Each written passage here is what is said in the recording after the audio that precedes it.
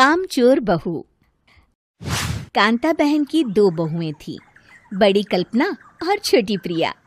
कल्पना का जैसा नाम वैसा ही काम। सारा दिन कल्पनाओं में रहती, ना कोई काम करती न कोई धाम। अरे कल्पना बहू, जरा अच्छी सी चटनी पीस दे, आज कुछ मजेदार खाने का मन है। पेट में जलन हो जाएगी माँ जी बुढ़ापे में, और वैसे भी मेरा काम करने का वक्त शाम का है, अब प्रिया को ही बोल दो। इतना कहकर कल्पना वहां से चली जाती है। कांता कल्पना के ऐसे रवैये से काफी परेशान रहती हैं।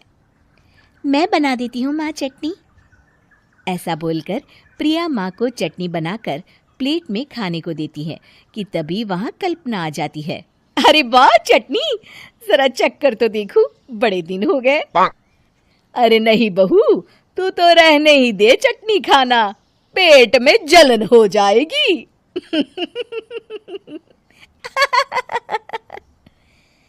इतना कहकर कांता और प्रिया दोनों हंसने लगते हैं। कल्पना सारा दिन या तो मोबाइल में यूट्यूब देखती या फिर सोती रहती। उसका कमरा भी बिखरा और गंदा रहता। एक दिन कल्पना का पति अशोक उससे कहता है, अरे कल्पना, जानवर भी उस जगह को साफ कर लेता है जहां वो बैठता है, तुम तो इंसान हो, कैसे इतने गंदे कमरे में रह लेती हो?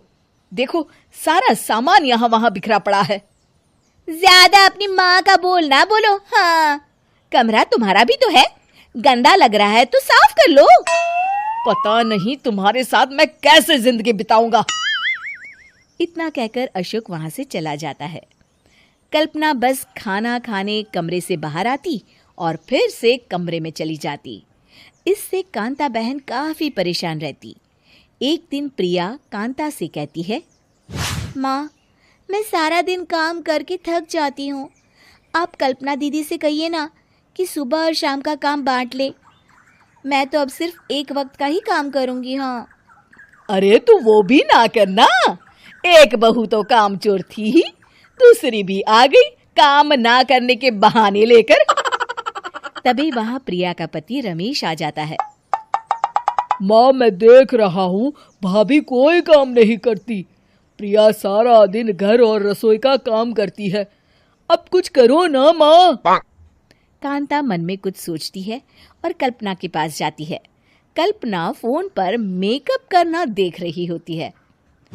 कल्पना, तुम सारा दिन बस मोबाइल देखती हो, घर का कोई काम भी कर लिया करो। प्रिया सारा दिन काम करके थक जाती है, आज से मैंने फैसला किया है, एक वक्त का काम तुम करोगी, सुबह का खाना तुम बनाओगी और रात का प्रिया। आप लोगों ने काम को हव्वा बना रखा है। अरे पता नहीं थोड़ा सा ज्यादा काम करने में आप लोग घबरा क्यों जाते हैं। और हाँ, बहुत ज्यादा प्रिया की तारीफ मत करिए मेरे सामने, बड़ी बहू तो मैं ही रहूंगी। मैं कुछ नहीं जानती, कल सुबह मुझे वक्त से खाना चाहिए, रसोई में आ जाना, वरना कल से तुझे खाना नहीं मिलेगा। अगली सुबह कल्पना रसोई में नहीं आती है। वो देर से सोकर उठती है और बाहर आकर कहती है, अरे भूख लगी है, आज खाने में क्या है? इतनी देर हो गई, आज किसी ने मुझे उठाया भी नहीं, पता नहीं कहाँ है सब। कल्पना को घर में कोई नहीं दिखता। वो रसोई की तरफ जाती है जहां बड़ा सा ताला लगा होता है। अरे रसोई में ताला? ओ, मैं तो भूल ही गई थी। माँ ने आज से सुबह का खाना मुझे बनाने को कहा था। हे भगवान, इतने लोगों का खाना बनाना क्या आसान है? तभी घर के सारे सदस्य बाहर से वापस आते हैं। वाह माँ जी, मजा आ गया छोले भटूरे खाकर। मेरे मुंह में तो अभी भी स्वाद आ रहा है। अरे कल्पना, तेरे भरोसे रहते तो हम तो भूखे ही रह जाते। कल्पना को बहुत गुस्सा आ जाता है। अब बहुत हो गया, आज से मैं अपनी रसोई अलग कर रही हूँ, मैं अपना खाना खुद बना लिया करूंगी। कल्पना अपनी रसोई अलग कर लेती है, पर आए दिन उसका देर से उठना और काम न करने की आदत से वो भूखी ही रह जाती थी। उसी के सामने घर के लोग अच्छे अच्छे पकवान खाते और कामचोर कल्पना को जैसे तैसे ही खाना बनाकर खाना पड़ता। पर एक दिन तो हद ही हो गई। माँ, दीदी आज सुबह से कमरे से बाहर नहीं निकली, हमें जाकर देखना चाहिए। सो रही होगी कामचोर कहीं की। पर तुम कहती हो तो चलो देख लेते हैं उसे। कल्पना कमरे में पेट पकड़कर बैठी होती है।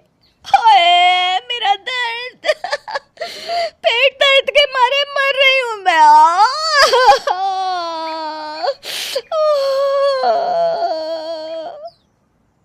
अरे दीदी, क्या हुआ? पेट में दर्द क्यों हो रहा है? डॉक्टर को दिखाया आपने?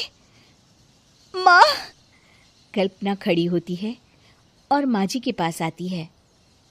मुझे माफ कर दीजिए, अब से मैं सारे काम में मदद करूंगी, कभी आलस और काम चोरी नहीं करूंगी। हाँ, वो तो ठीक है, लेकिन अचानक क्या हो गया जो तू काम करने को तैयार हो गई? कामचोर कल्पना। माँ, लगातार बासी और उल्टा पुल्टा खाना खाने के कारण मेरे पेट में इन्फेक्शन हो गया है। काम न करना पड़े इसलिए मैं 2 दिन का खाना एक दिन ही बना लेती थी। बासी और खराब खाना खाने के कारण लेने के देने पड़ गए। पेट में दर्द हो रहा है। चलो अच्छा हुआ, देर आए दुरुस्त आए।